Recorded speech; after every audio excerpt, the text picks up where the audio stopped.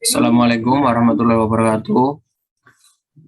Perkenalkan, nama saya Sahrul Romadhoni, NPI 1461900-198.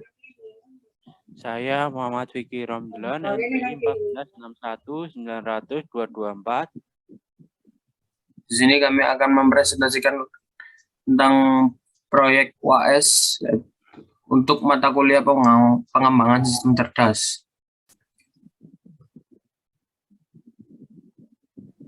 Untuk bab pertama akan dijelaskan oleh teman saya. Latar belakang. Smartphone merupakan gadget yang cukup penting di zaman sekarang. Dengan adanya smartphone, kita mudah untuk browsing, sekolah daring, sebagai media hiburan, dan lain-lain. Smartphone juga banyak sekali jenis tipe, karena itu terkadang bagi konsumen sering kali bingung mau memilih smartphone seperti apa yang sesuai dengan kebutuhan.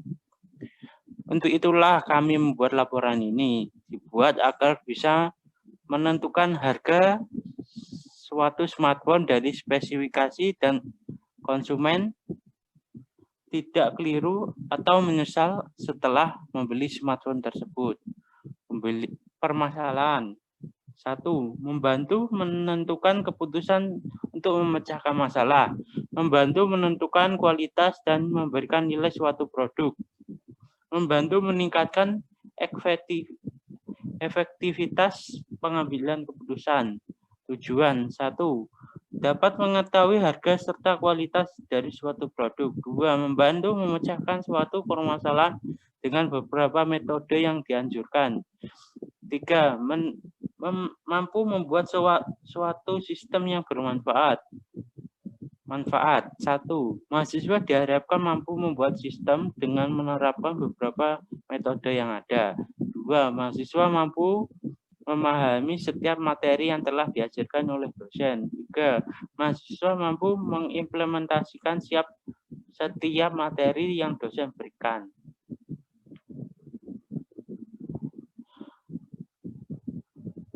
Bab 2. Data. Pengumpulan data. Kami menggunakan metode pengumpulan data menggunakan metode Google Form yang berisikan 50 orang sebagai responden. Kemudian kami memindahkan data tersebut ke dalam bentuk Excel agar lebih mudah memprosesnya.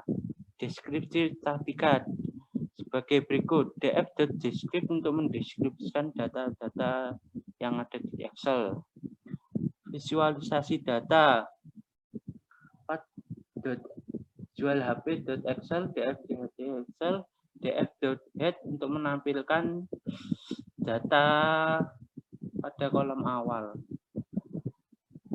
Pemilihan data. Untuk pemilihan data di setiap metode akan berbeda-beda karena kebutuhan dari metode tersebut. Data yang dominan kami gunakan adalah umur, budget, harga pembelian.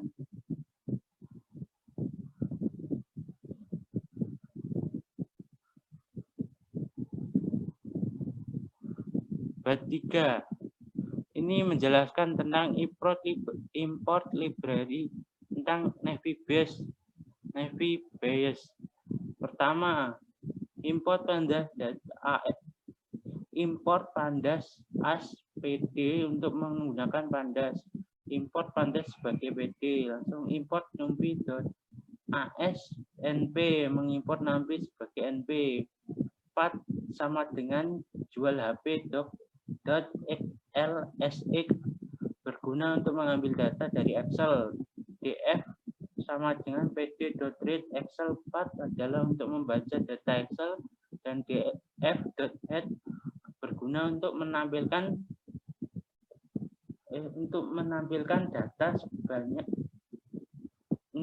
data pada kolom awal. Berikut data yang ditampilkan. Keterangan pembelian 1 sama dengan tunai dan 0 sama dengan kredit.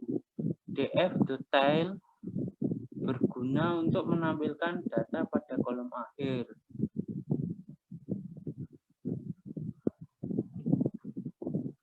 Langsung mengkonvert string ke angka. Pertama import label encoder.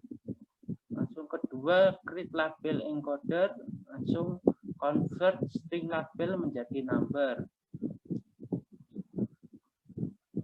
Yang datanya sebagai contohnya adalah 0 pria, 1 wanita, 2 pria, dan sebagainya. Langsung combine data menjadi daftar of tuples yang hasilnya sebagai berikut. Contohnya adalah 0, 1, 2, 100, dan seterusnya. Ini untuk prediksi data. Pertama, menginput Gaussian Naive Bayes model. Langsung meng-create a Gaussian classifier. Langsung ketiga, train the model using feature data. Predict output pertama menggunakan data 0, 3, 1. 2, 100, ketiga 112, keempat 105, dan sebagainya. Yang hasilnya pertama predict value-nya adalah 0, kedua 1, ketiga 1, keempat 1, kelima 0, dan sebagainya. Langsung Y sama dengan future dan X sama dengan future dan Y sama dengan pembelian. Print X untuk menampilkan X-nya yang berubah berikut. Langsung from skeleton.model skeleton import time.go. Langsung sebagai berikut dan menghasilkan akurasi 0,7.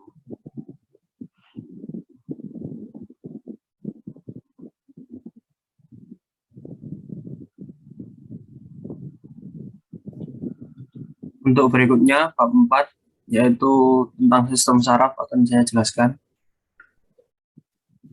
Yang pertama, kita mengimport beberapa library di sini, seperti NumPy, Pandas, Matplotlib, Scalar, dan Ethertools. Lalu untuk memvisualisasikan datanya, yaitu membuat variabel data sama dengan ed.readExcel, nama file Excel, lalu data head untuk menampilkan 5 data teratas. Lalu deskripsi datanya seperti berikut, yaitu data.describe.transport untuk mendeskripsikan datanya. Lalu data.shapes untuk pembagian datanya seperti berikut. Untuk X yaitu umur dan budget pembeli, Y harga. Lalu kita print hasilnya seperti berikut. Lalu kemudian kita from scalar selection import train test split untuk membuat memisahkan data training dan data test. Data trainingnya untuk X yaitu 37,2 dan untuk Y 37. Lalu kita from scalaran dot preprocessing import standard scalar seperti berikut. Lalu the extend scalar.transform extend xtest sama dengan scalar from xtest. Lalu kita klasifikasi dengan from scalar.neural network import MLP klasifikasi. Kita klasifikasi seperti berikut.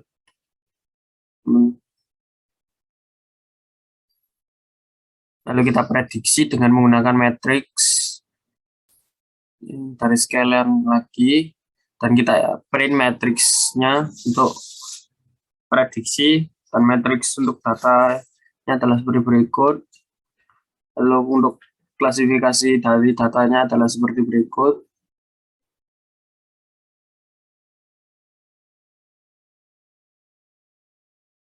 Lalu di sini adalah koefisien dari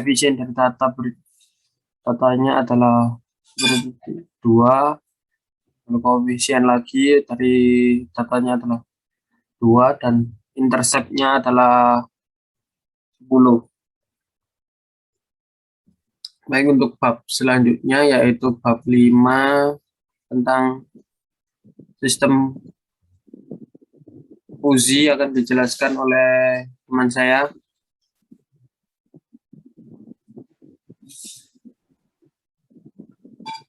Waktu dan tempat dipersilakan.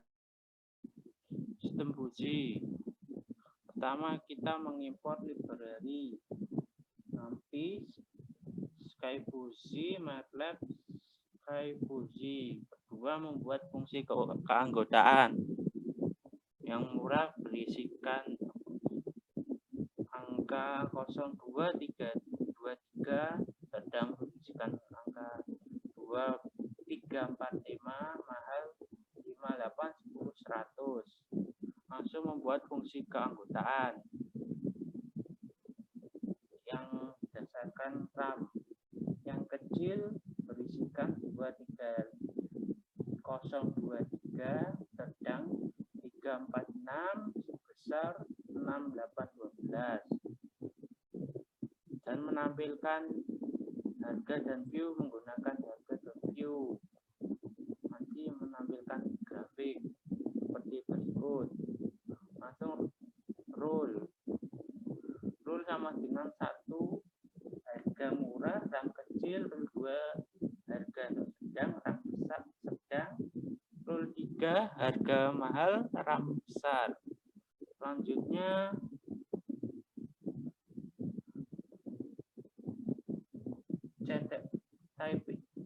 typing control system, rule 1 2 3, typing sama dengan control system simulation, typing control, typing.input harga sama dengan 10, typing.computer, print typing.ram yang hasilnya sebagai berikut 8.6666668 dan grafiknya sebagai berikut.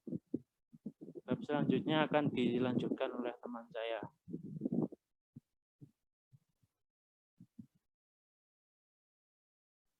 Baik, untuk bab berikutnya yaitu K-mean clustering.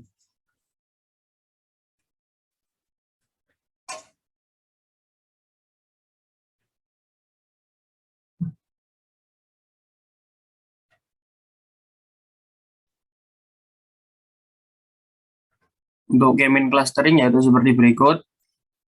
Pertama kita mengimport library terlebih dahulu. Library-nya ada seperti biasa NumPy, Matplotlib, Pandas, dan Scalar Matrix, Silhouette Sample, dan Silhouette Score. Lalu kita mengimport datanya, dataset-nya. Lalu kita menggunakan hanya pada baris ke-4 dan 5 yaitu ini budget dan harga. Lalu kita menggunakan optimasi K-mean dengan metode elbow untuk menentukan cluster yang tepat.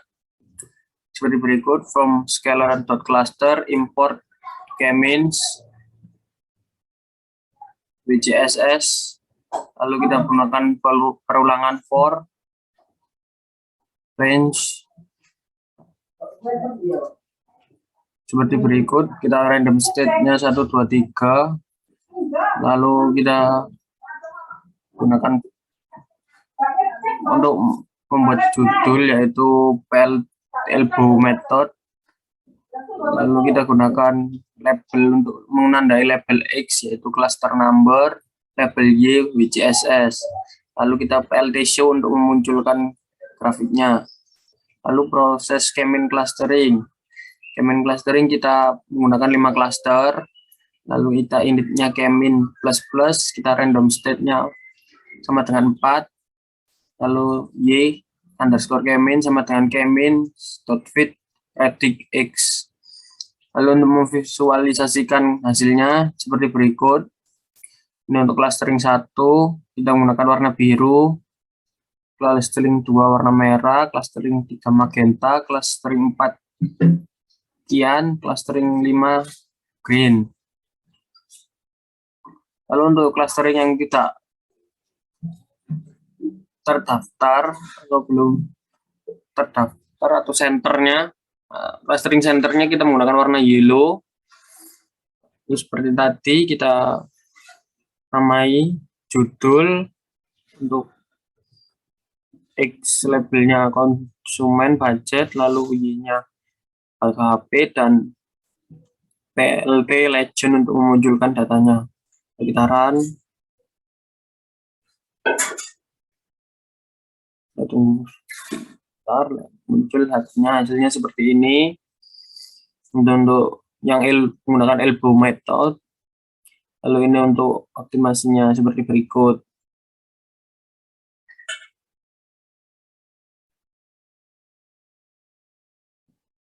Yang kuning ini bernamakan Centroid dan hasilnya adalah seperti berikut. Lalu untuk bab berikutnya yaitu bab 7, segmentasi dengan hierarchical clustering. Hierarchical clustering hampir sama seperti K-means, cuma perbedaannya ada di masalah ini saja, menggunakan metode yang apa. Seperti tadi kita importkan library, lalu datanya kita menggunakan kolom budget dan harga HP. Lalu kita gunakan seperti ini, menggunakan dedogram untuk menentukan cluster yang tepat. Coba kita ganti di sini dengan single.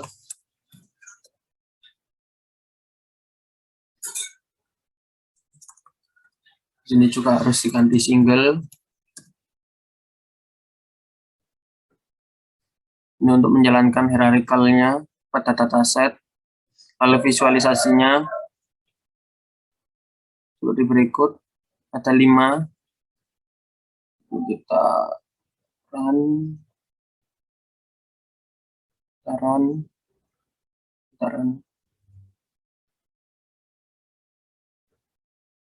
Ini untuk single link. Untuk cluster satunya klip putih ini, langsung cluster 3 dan cluster 2-nya ada di pojok. Lalu kita ganti, misalkan complete.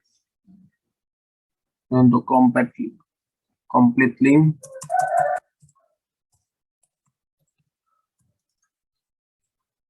run lagi.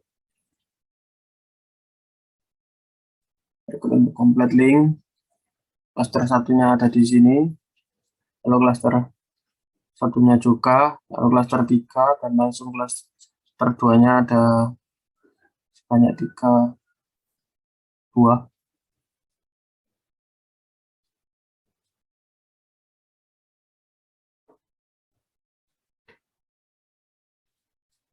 Dan untuk average juga sama.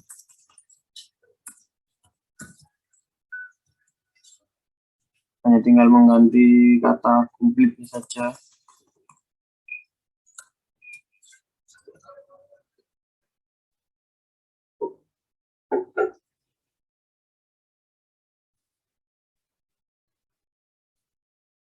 Cluster satunya bertambah, lalu cluster 2, dan langsung cluster 3.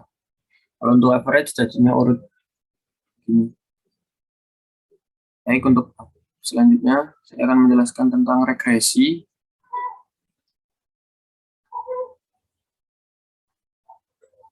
Berikutnya regresi.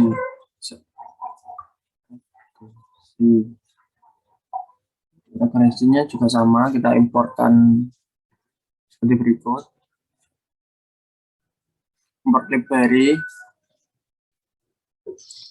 lalu membaca datanya. Kita ambil 10 data teratas, lalu kita rangkum datanya, yaitu dengan describe. Lalu kita ambil data hanya 2, yaitu umur dan budget pembeli. Lalu kita gunakan ini untuk hasil pembelajaran dengan metode regresi sederhana, yaitu seperti berikut. FIS sama dengan CDF untuk memunculkan diagram seperti berikut.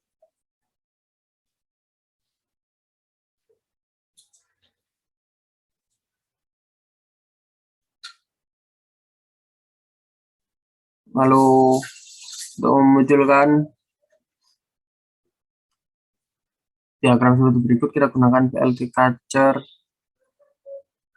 seperti berikut.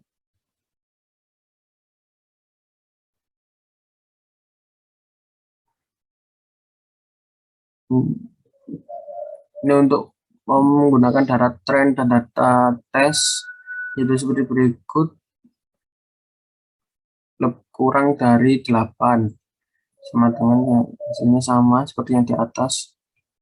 Lalu kita menggunakan scalar linear model untuk mendapatkan nilai koefisien dan intercept dari umur dan budget pembeli, adalah seperti berikut. Lalu data trennya kita buat seperti berikut untuk menggunakan garis merah ini.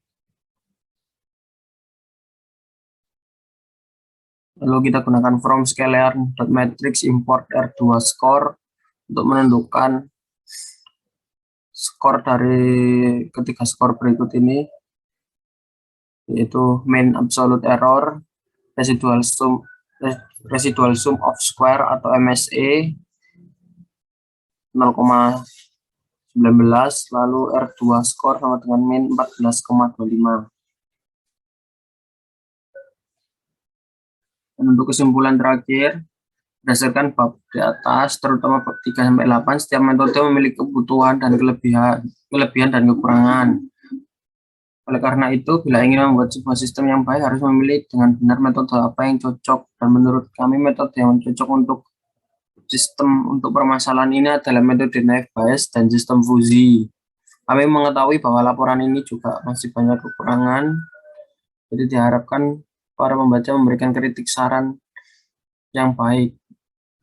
Sekian presentasi dari kelompok kami. Bila ada kesalahan pengucapan dan kesalahan lainnya, kami mohon maaf. Wassalamualaikum warahmatullahi wabarakatuh.